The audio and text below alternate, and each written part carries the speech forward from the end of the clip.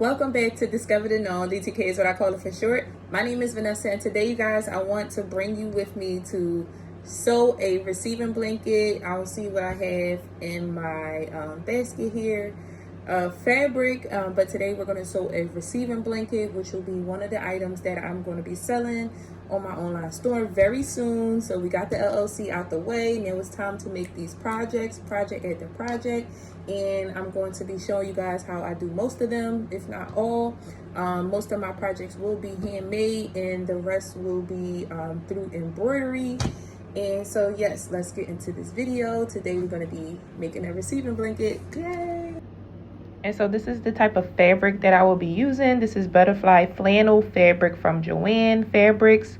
And we'll start off by cutting. So when it comes to cutting, I use this rotary cutter, and I just go along. I use my ruler actually, so let me make it more realistic. I will use a ruler to keep a straight edge going, and then I'll just slide this right on up to make my straight edge for the finishing touch. So after we have folded and cut our fabric, what I like to do next is, as the fabric is folded, I notch my corners, and then I go ahead and unfold that fabric, iron it again, and then I like to start by folding each side in 1 centimeter and ironing it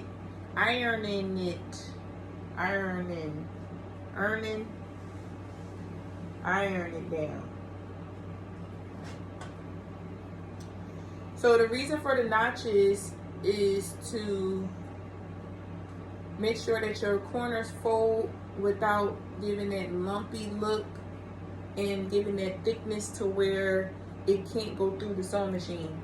Not only that, it just will look straight tacky, super tacky, and the corners will be really bulky. So that's why we notch our corners. And with this blanket, we will notch our corners 2 times. One to go over the blanket with the straight line, and then we fold it over once more for a zigzag stitch. And before we fold it over for the zigzag stitch, I notch the corners again. So let's get started in ironing it down. I eyeball it, but in the beginning, I use this, the tip of this, I'll just press it down to fold and indicate that I've got my 1 centimeter. So that's how I do that. So we're just going to keep folding all the way around.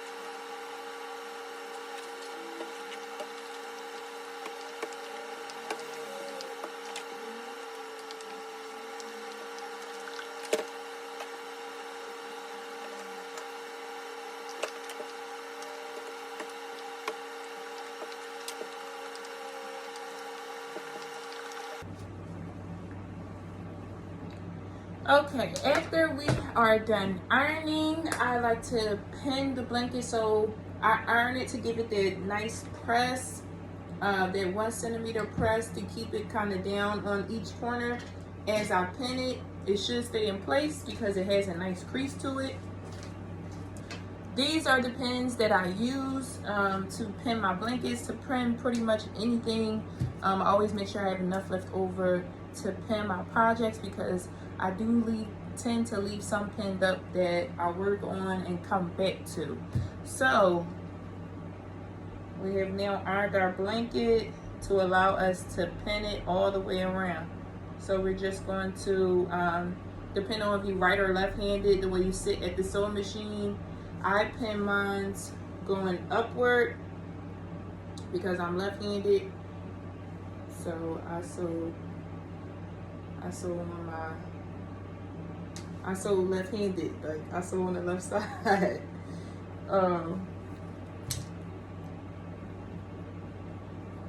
Just keep pinning all the way around. Gonna keep pinning all the way around. And then we are ready to start sewing. All right, guys, before we start sewing, we want to make sure that our thread is pretty much, nope, we don't have enough. Oh, yes, we do. You see that? It's black. At first glance, it looked like it's nothing in there, but it's black thread. It's in there.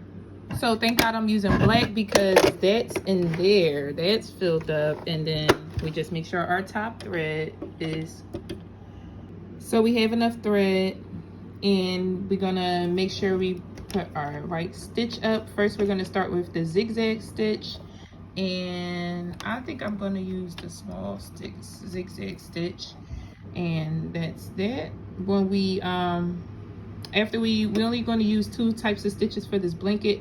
First, we're going to use the straight stitch, and then when I fold the fabric over for the final stitch, we will use our zigzag stitch. Okay, so to begin, make sure we thread our needle. We also have to make sure that we are ready to sew. Bring that bottom thread up, bring it out, and you are ready to sew. It's not just put the fabric under the presser foot and sew, you guys. It takes prep work. It takes a lot of prep work. So you see where our corner was notched, and we were able to fold that over. That is why we notch our corners. So let's go ahead and get started. So here you want to eyeball your desired place for stitching on the machine before you start. And for me, I like to use the walking foot. It's an even footer that walks your fabric straight through if you're not comfortable with not shifting and having a straight stitch done.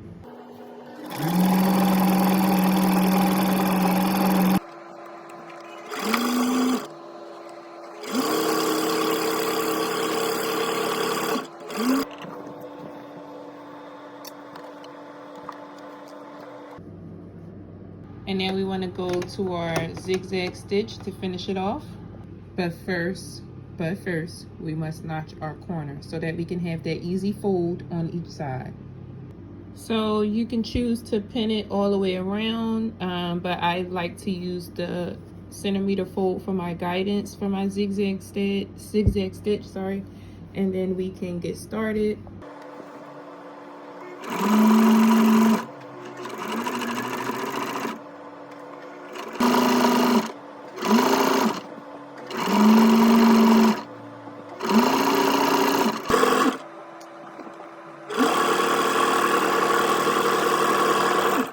So there's that finish I wanted it to have all the way around.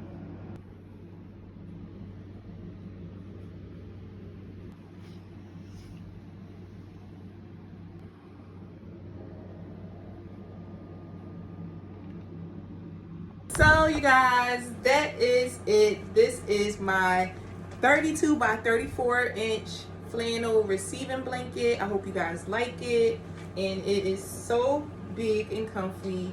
You always want that good swaddle size for your baby, to swaddle them up, rock it up. You know what? I still have fabric left over from this flannel that I can make a bib, or yes, a bib with. I could make a burping cloth, but I'm gonna go with a bib because it's really not wide enough for a burping cloth for me, because I still have to cut off excess that shows the Joanne label, so it's not actually wide enough for a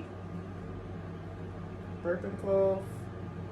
I mean, it could be, but I'm gonna make a bib from it in my next video.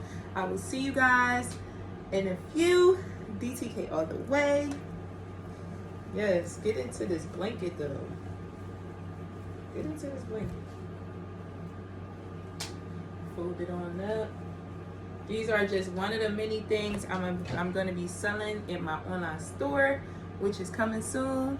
Thank you guys for watching. DTK all the way.